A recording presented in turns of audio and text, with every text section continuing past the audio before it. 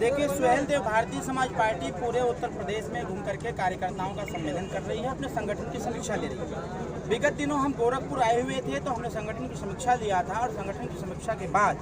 हमने कहा था कि मैं विधानसभा वार कार्यकर्ता सम्मेलन और बैठक करूंगा। आज उसी कड़ी में मैं चौरा चौरी विधानसभा में आया हुआ हूं और लक्ष्य हमारा ये है कि गोरखपुर के साथ साथ पूरे उत्तर प्रदेश के सभी विधानसभाओं और लोकसभाओं में जाकर के हम अपने कार्यकर्ताओं की समीक्षा लें, उनको जागरूक करें, क्योंकि जो लक्ष्य हमने एनडीए की बैठक में दे रखा है, माननीय प्रधानमंत्री मोदी जी ने भी दे रखा है कि उत्तर प्रदेश में 80 की 80 सीट जीतने के लिए हम लोगों को योजना बनानी चाहिए, कार्य करने चाहिए। उसी 80 सीटों के लक्ष्य को ध्यान में रखते हुए हम लोगों ने मिल करके काम करना चालू किया है और उत्तर प्रदेश में अपने संगठन का विस्तार भी कर रहे हैं और इसके साथ साथ हम कार्यकर्ताओं का सम्मेलन करके इनको जागरूक भी कर रहे हैं और इसके साथ साथ बूथ स्तरीय जो हमारे संगठन के लोग हैं उनको भी जागरूक करने का प्रयास किया जा रहा है। 2024 लोकसभा चुनाव आ रहा है, कितने सीटों पर लड़ेगी सुहेल देव भारतीय समाज पार्टी गठबंधन एनडीए गठबंधन में है और गठबंधन में 80 सीट पर चुनाव लड़ने का हमने बीड़ा उठाया हुआ है। हमारे यहाँ किसी प्रकार का कोई विवाद नहीं है, न ही किसी प्रकार की ऐसी बातें हैं। हम 80 सीट पर चुनाव लड़ेंगे। 80 सीट में से जो सुहेल देव भारतीय समाज पार्टी के पक्ष में सीटें आएंगी उस पर चुनाव लड़ने का कार्य करेंगे। बिहार में जातिगत जनगणना किया गया है, यूपी में भी लोग मांग उठा रहे हैं, आप क्या कहेंगे? देखिए, हम सुहेल देव भारतीय समाज पार्टी 2002 से ही जातिगत जनगणना की बात कर रही है, लेकिन बिहार की जहाँ तक आपने बात किया है, बिहार के बारे में पूछा है, बिहार की जो जातिगत जनगणना हुई है वो घोटाले वाली हुई है। वहाँ अभी तक चारा घोटाला होता था, इक्विपमेंट घोटाला होता था, उपकरण घोटाला होता था,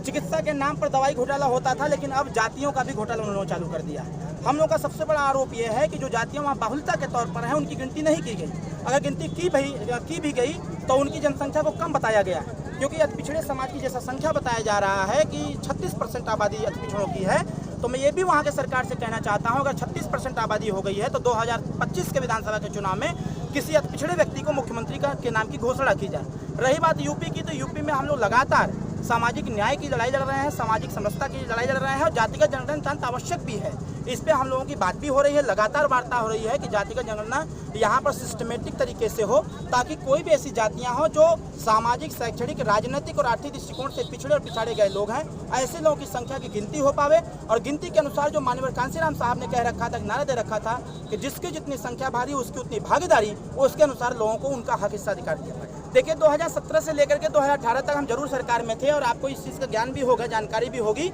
कि सरकार से हम लोगों ने इस्तीफा दिया था। हमारे पार्टी से लगभग 7 मंत्री थे, 7 मंत्रियों ने एक ही दिन में हम लोगों ने इस्तीफा दिया और इस्तीफा देने के पीछे सबसे बड़ा कारण यही था कि जिसकी जितनी संख्या भारी उसकी उतनी हिस्सेदारी की बात हम करते थे। सामाजिक न्याय समिति की जो रिपोर्ट है, जो 27% आरक्षण के वर्गीकरण की बात है, उसके बंटवारे की बात है, जो माननीय ओम प्रकाश राजभर जी ने उस कमेटी को तैयार करवाया था, उस रिपोर्ट को तैयार करवाया था, 7-9-11 का जो रेशियो तैयार किया था उसी को लागू करना चाहते थे। 3 अक्टूबर 2013 अखिलेश यादव की सरकार थी, हाई कोर्ट ने फैसला दिया था कि 27% आरक्षण का लाभ सीधे एक जाति के लोग ले रहे हैं, क्यों न इसको सरकार तय करे, इसको बांट करके सभी वंचित वर्गों को इसका हिस्सा दे दे। हम लोग भी यही मांग सरकार से कर रहे थे, सरकार ने उस बात को स्वीकार नहीं किया और हम लोगों ने मंत्री पद से इस्तीफा दे दिया। इसके साथ साथ जो सबसे बड़ा समस्या ये था कि उस दरमियान सरकार में तमाम तरह के ऐसे भ्रष्टाचार होते थे, अराजक तत्वों द्वारा अन्याय कराए जाते थे और जो समाजवादी पालतू गुंडे थे इनके द्वारा जमीन कब्जा किया गया था। कहीं न कहीं उस समय सरकार जब 17 की बनी थी तो समाजवादी के लोग ही सरकार में समाजवादी के लोग ही थाने पर दरोगा थे, सिपाही थे, तो उनके द्वारा जमीनों को कब्जा किया जा रहा था। इन छोटे छोटे मसले को लेकर जब सरकार के समक्ष हम लोग बात रखते, सरकार सुनने का काम नहीं करती। विवश होकर के हम लोगों ने आपस में एकता बनाया और कहा, और एक ही दिन हम लोगों ने मंत्री पद से इस्तीफा देकर के सरकार को भी बाध्य कर दिया कि 2019 के चुनाव में पूर्वांचल की 7 सीटों पर हमने भारतीय जनता पार्टी का झंडा गड़ने नहीं दिया। 2022 में भी यही किया, पूर्वांचल से अधिक सीटों पर हमने भाजपा को हराया। और जब भारतीय जनता पार्टी को इस बात की जानकारी हो गई कि सुहेल देव भारतीय समाज पार्टी से हमारा नुकसान बहुत ज़्यादा हो रहा है, सुहेल देव भारतीय समाज पार्टी पूर्वांचल की मजबूत पार्टी है, ये हमारे डबल इंजन की सरकार को रोकने का कार्य किया है, तो कहीं ना कहीं जो हमारे काम थे, जो हमारे इशू थे, जब सरकार में हम नहीं थे उस दरमियान सरकार ने करने का कार्य किया, उसको मैं बधाई देता हूँ, धन्यवाद देता हूँ। और फिर माननीय प्रधानमंत्री और माननीय योगी जी के नेतृत्व में हम भारतीय जनता पार्टी एनडीए के साथ। देखिए, समय जरूर लगेगा।